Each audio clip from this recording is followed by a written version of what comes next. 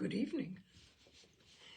Tonight, with Thanksgiving tomorrow, I think it calls for humor. Excuse me, heavens.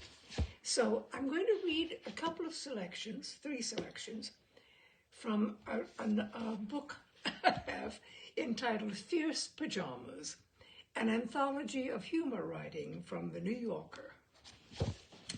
And the first piece is by DeVries, who was a regular contributor to the New Yorker in the 1940s and 1950s. And it is called The High Ground, or Look, Ma, I'm explicating. When the helpmate pointed out how I tended to mumble and grunt in confrontation with paintings and other works of art, and suggested I might try framing my reactions in more articulate English, or at least in sentences that parsed, I was at first resentful. I remembered T.S. Eliot's remark about how he hated being pressed for his opinions when strolling through galleries and museums, preferring to accumulate and discharge them at his leisure, if at all. Yet that position is hardly tenable under circumstances such as formed the occasion for my wife's whispered stricture. The black tie opening of a one-man retrospective that we attended with some newly acquired friends, Bill and Jessie Gemelch. Such an event is in its nature half social, something one cannot in all conscience negotiate with a mouthful of teeth. So I made an effort to hitch up my responses onto a plane more nearly approximating that of ordered evaluation, with results that surprised, and I must say delighted me. What we have here seems to me an organic fusion of form and content, I said, of an oil before which we 4 collectively stood, shortly after the murmured complaint for which the helpmate had momentarily drawn me out of the Gemelch's hearing. One in which linear and compositional values are also happily resolved. I like especially the juxtaposition of contrasts, which are at once subtle and intrepid, forthright without being obtrusive. Bill Gemelch nodded, tapping against pursed lips a catalogue which he had rolled into a tube. Jessie said, gazing at the picture. I continued. The amalgamation of subject and object, which was but tentatively realized in the artist's earlier period, in such efforts as the blue configuration over there, where an ostensibly abstract intention is still somewhat qualified by representational elements, seems to me consummately achieved in this more recent city modality, where the object qua object, the ding on zik, if you will, disappears in the chromatic boil.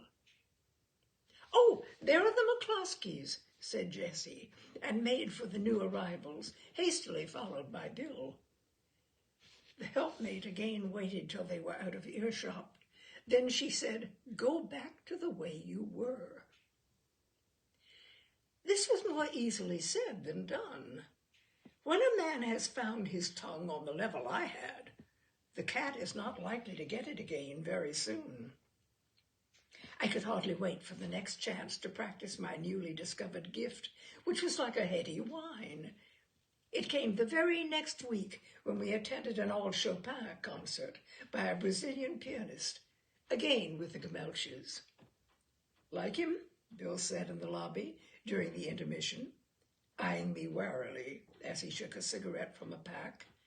I think he's good. His reading of the sonata struck me as especially fine. Except in the slow movement, I said, where I detected a certain viscosity in the phrasing. Also his tempi were at times heretical, to say the least, notably in the more reflective passages, where the lyrical intent of the original was distorted by an overinflation of its rhythmic values, I thought. I find the performance in general somewhat marred by a willful pyrotechnicality, which repeatedly sacrifices the composer's avowed melodic line to a heedless personal panache. Where is everyone going? Bill gesticulated through the doorway to a bar across the street, sucking back a large mouthful of smoke. Time for a quick one before the buzzer. I chased them through a light drizzle, shouting explications lost in the noise of the traffic, and then that of the bar, which discouraged all but the small talk into which my three companions seemed, for some reason, eager to plunge. I listened with abstracted smiles to their gossip as I mentally drafted amplifications of the points I had raised. I was now beginning to wonder about Eliot. The pleasures of pontification were none he had ever passed up in his prose writings. Something or other was causing a steady decline in the Gamelchis' state of mind. They were in quite a foul humor when we got back to our place for a nightcap after the concert. I noticed them whispering angrily together in a corner of the living room, glancing in my direction and breaking off as I approached with brandies. Evidently a little domestic spat of some sort. It showed me how urgent the need for a bit of stimulating talk. A new novel lying on a coffee table offered just the opportunity. I felt a distinct advance over the author's previous work, I said, particularly compelling in its portrait of the slob as counterculture.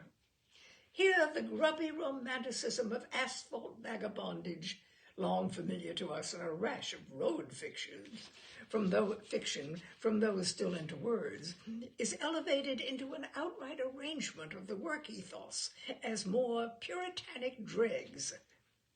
Especially notable are the scenes in which the protagonist takes to the streets and asks nonentities for their autographs as Whitmanesque gestures of democracy. Would, alas, the style were more Whitmanesque. They all watched in hangdog silence as I packed and lit a pipe. My quarrel is not that it's recycled Faulkner. What isn't these days? But that rhetoric is, en principe, incongruous with so putatively skeptical a vision. Let me just get the book and read a passage illustrating. No!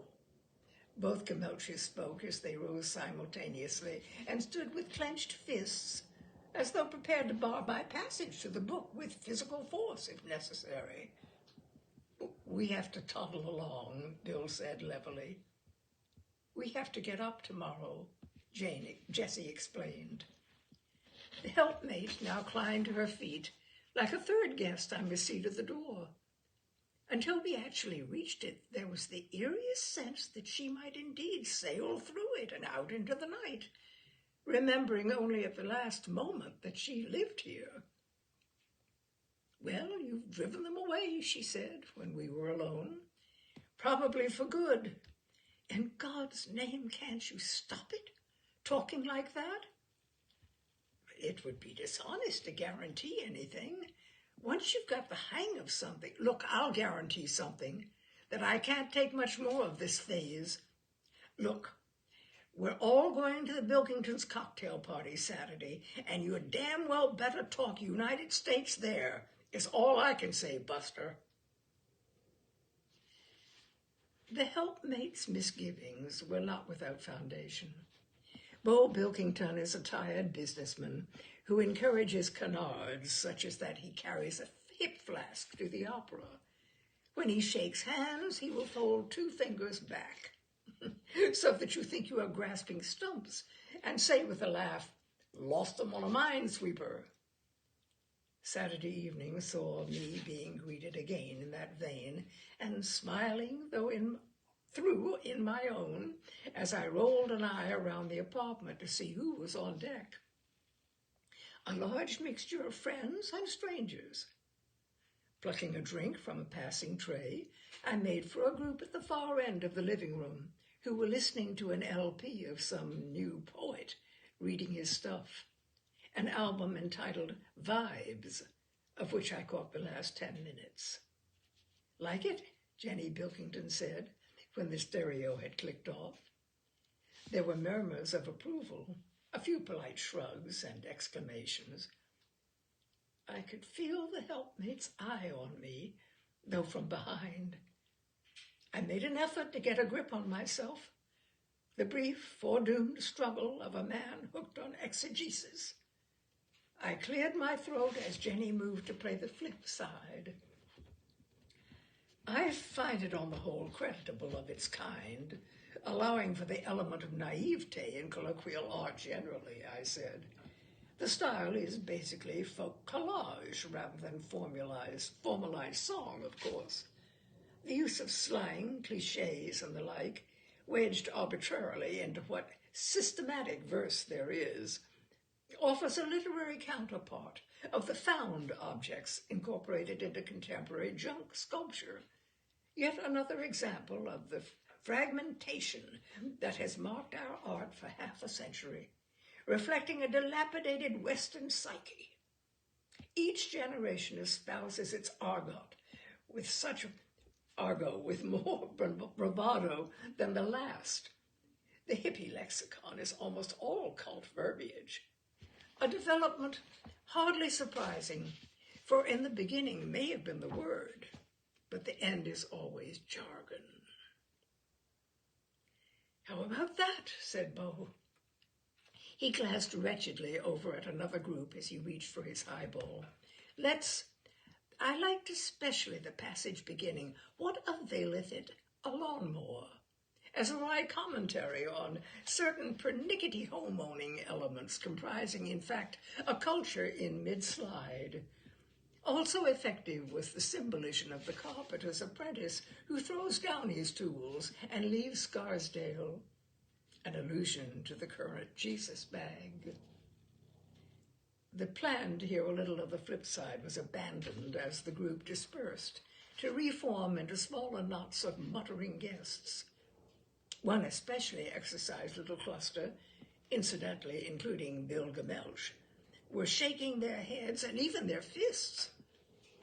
A mob can be an ugly thing. I caught the words, "be allowed out," and other such inflamed scraps. In this way, the party now began to take more discernible shape. The helpmate grasped my hand at one point and towed me across the long living room to a group clear at the other end. "They're discussing movies," she said, with a smile intended for public consumption, adding through gritted teeth, "Thank God." That lot were talking about a picture I happened to have seen, and so was fortunately able to join in the conversation. A groan went up from some woman as I approached, probably someone bored with Al Herndon's 2 cents about the film, for he was holding forth in typical style on its merits. One thing is, he's loaded with inherited money, which always sets people's backs up. I stood with the flat of a hand against the wall, hearing him out like the rest. "The art that conceals art," I said, the instant Plentikins paused for breath, "is nowhere more important than in the cinema, where we have such a variety of techniques to keep scrupulously in line. I found both the photography and the direction in Buster Scranton obtrusive. The long coal pit and slag heap shots were beautifully realized as anti-scenery, but the close-ups became much too studied, as did the raffishness of the male principal, whose exposition of the role was an uneasy hash of Bogart and Mastroianni, which any director worth his salt would have disciplined." Among the last to arrive, we were the first to leave. The helpmate seemed anxious to get me alone in a taxicab. "Well, that tears it," she said, as we sped for home. "Did you notice the Herndons and the Gamelches and the Bustamentis talking about getting theater tickets to something and breaking it off when we came up? We'll never be invited anywhere again except to a dogfight. I swear I don't know what makes you tick. One minute you're the soul of concession, the next you can't be budged, especially if it involves something that gives you some kind of subcutaneous gratification. Can I help it if it's my mature period?" Oh, God, who knows what anybody is like, she said, ignoring me. Before a woman can begin telling you what a prince you are, you've become a pain.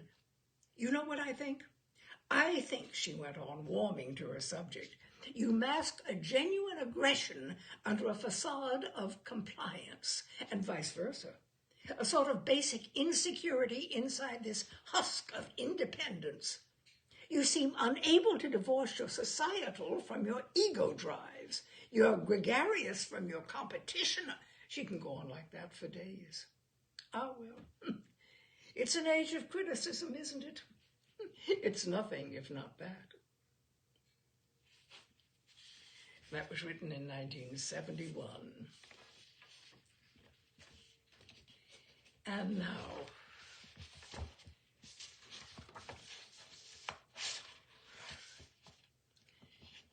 by Frank Sullivan.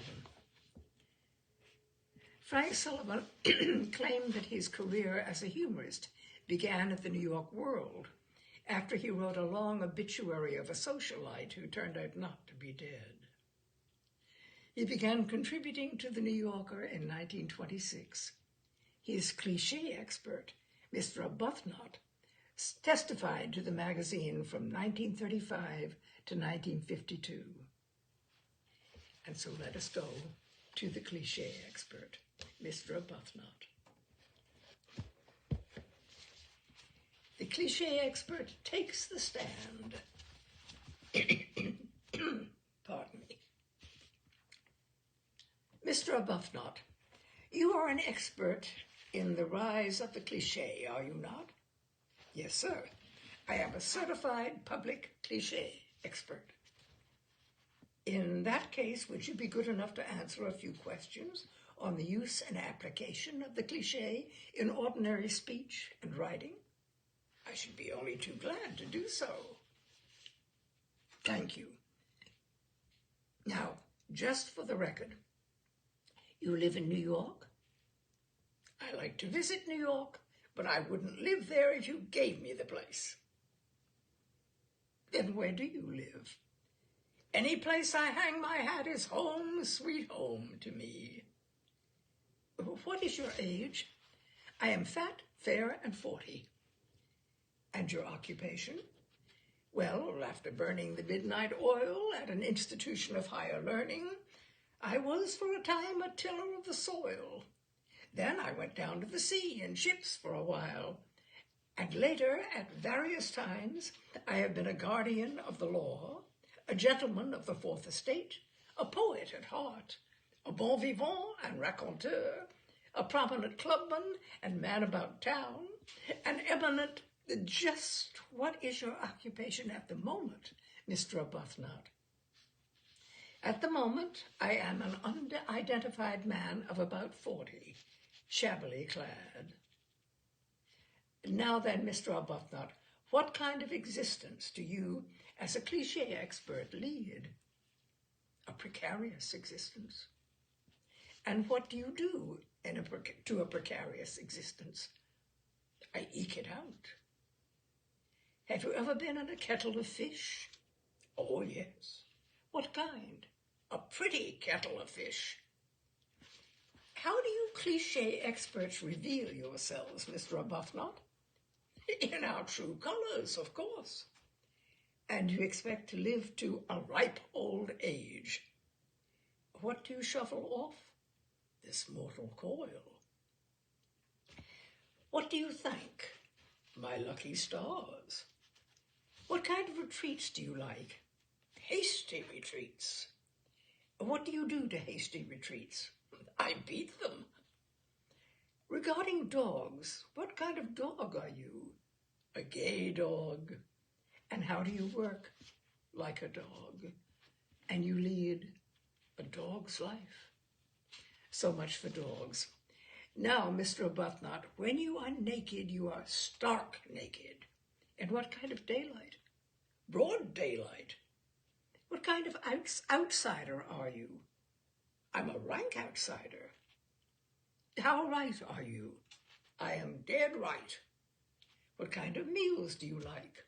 Square meals. And what do you do to them? Ample justice. What is it you do to your way? I wend my way. And your horizon? I broaden my horizon. When you buy things, you buy them for a song. How are you known? I am familiarly known. You are as sober as a judge, and when you are drunk, I have lots of leeway there. I can be as drunk as a coot, or a lord, or an owl, or a fool. Very good, Mr. Arbuthnot. Now, how brown are you? As brown as a berry. Ever seen a brown berry? Oh, no. Were I to see a brown berry, I should be frightened. To what extent? Out of my wits. How fit are you? I'm as fit as a fiddle. How do you wax? I wax poetic. What about the fate of Europe? It is hanging in the balance, of course. What happens to landscapes? Landscapes are dotted. How are you attired in the evening? Faultlessly. What kind of precision are you Cliche users partial to? Clock-like precision. And what kind of order? Apple pie order. When you watch a parade, you watch it from a point of vantage, and you shroud things in the mists of antiquity. What kind of threats do you make? Veiled threats. And what kind of secrets do you betray? Dark secrets. How about ignorance? Ignorance is always abysmal. Times? Times are usually parlous. What kind of succession do you prefer? Rapid succession. When you travel, what do you combine? I combine business with pleasure. And you are destined to go far. What kind of purposes do you have? Express purposes. And what is it you save? Wear and tear. What goes with pure? Simple. The word sundry? Divers. What are ranks?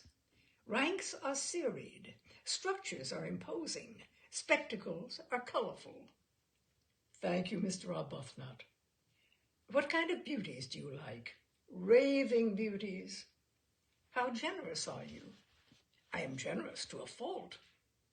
How is corruption these days? Oh, rife as usual. What are you shot with? I am shot with luck. When? At sunrise. What time is it? It is high time. How do you point? I point with pride. I view with alarm, and I yield to no man. What do you pursue? The even tenor of my way. Ever pursue the odd tenor of your way? Oh, no. I would lose my standing as a cliché expert if I did that. As for information, you are a mine of information. What kind of mine? A veritable mine. What do you throw? I throw caution. Where? To the winds. As a cliché user, have you any pets? Yes, I have pet aversions. Any tempests? Oh yes, in teapots. In china shops, I have bulls. What kind of cunning do you affect, Mr. Arbuthnot?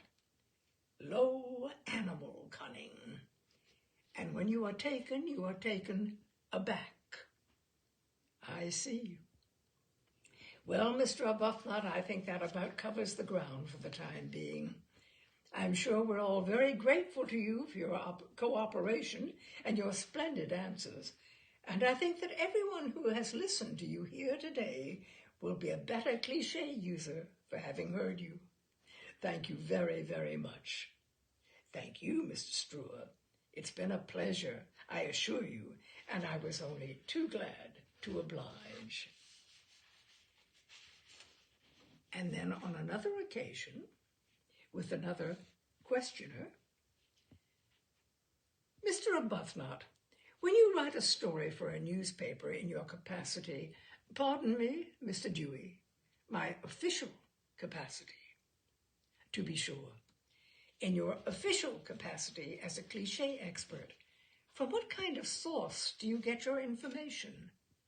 From a reliable source. What kind of rumors do you deal in? Persistent but unconfirmed. What do you do to rumors? I noise them abroad or brunt them about. What has been received? Word has been received. How do you reply? Either in the negative or in the affirmative. When a parade takes place, what do flags do? Well, flags flutter. And what kind of steeds are in the parade? Prancing steeds. What kind of scene is it? It is a colorful scene and a gala occasion. Bands blare, guns boom, treads are martial, uniforms are resplendent. The city roars a welcome to the returning hero, and police estimate that fully 750,000 spectators line the curbs along the route. What kind of spectators, please? Cheering spectators. If the president is there, what do the police take? Extra precautions. And what is it rain does?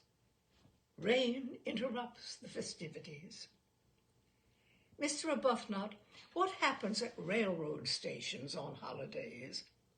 Well, there is what our Society of Cliché Experts likes to refer to as a holiday exodus. I mean to say, fully 1,500,000 pleasure seekers leave the city, railroad officials estimate. Every means of transportation is taxed to its utmost capacity. I see.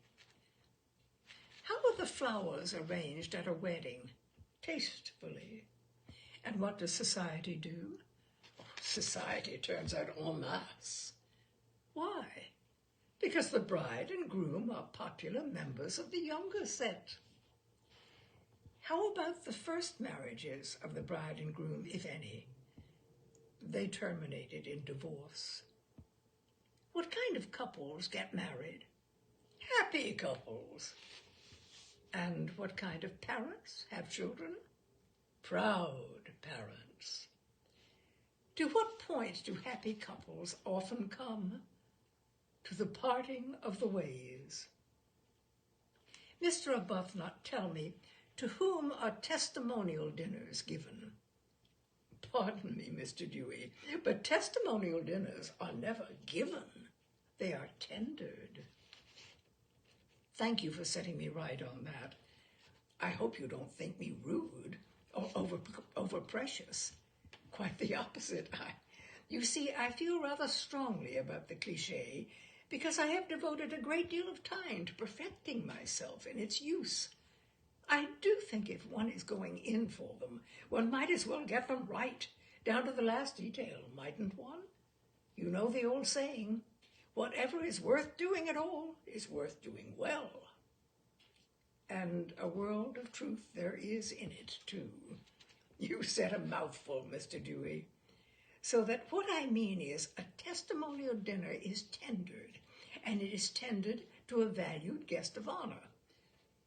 At that testimonial dinner, the guest of honor receives what our society calls a token of esteem, suitably inscribed.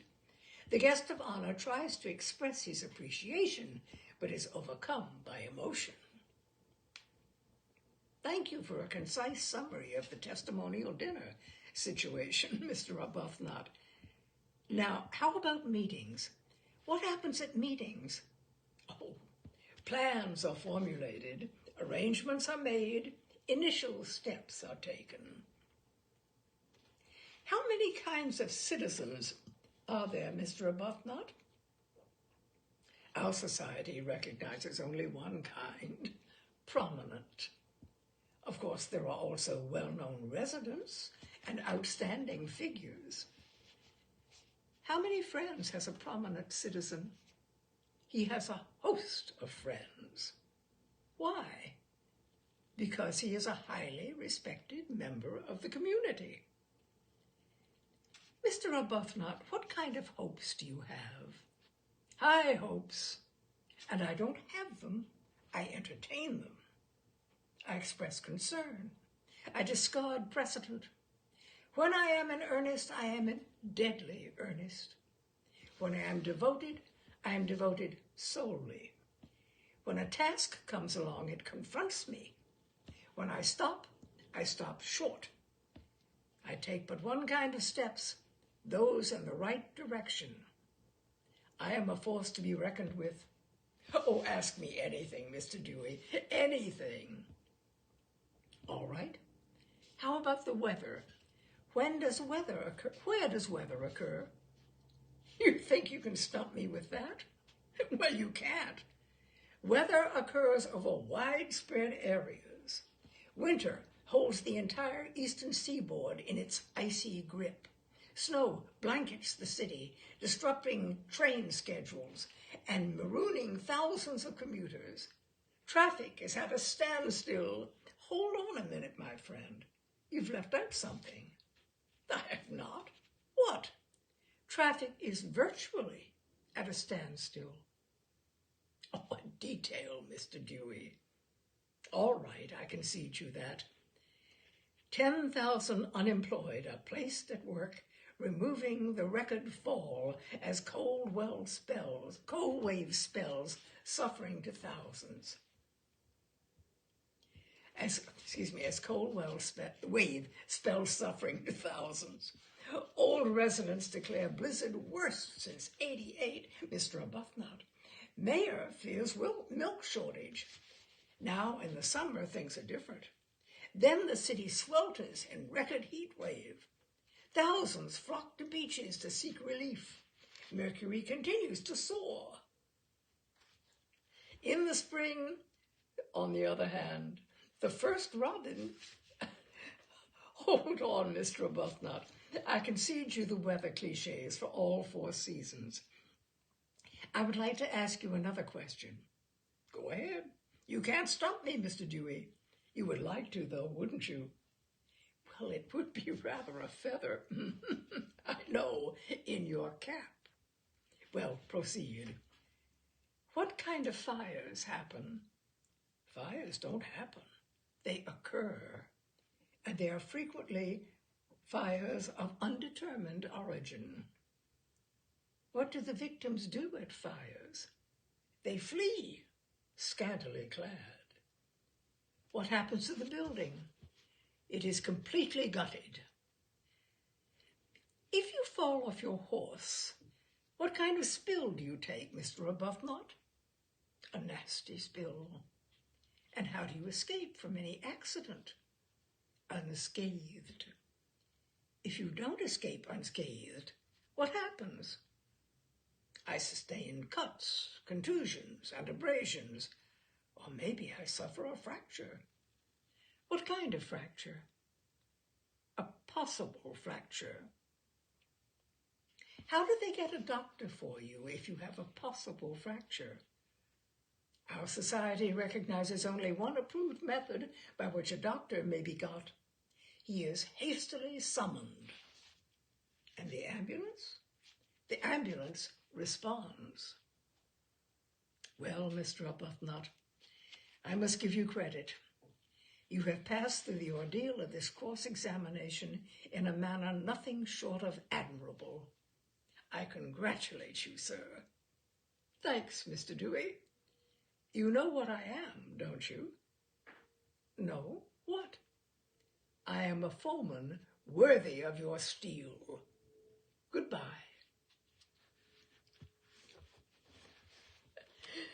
And that, my dears, is Tales and Cocktails for tonight. Oh, a little bit of humor to lead us into tomorrow. Have a lovely Thanksgiving. I hope you're going to be with loved ones, and if not loved ones, with good friends. And if not with good friends, then in touch with good friends, wherever they may be. Get on the phone, check in with people, and be reminded of how valuable you are to people who love you. and care about you. And I care about you and hope you will tune in again next Wednesday for Tales and Cocktails. Happy Thanksgiving, my dears. Good night.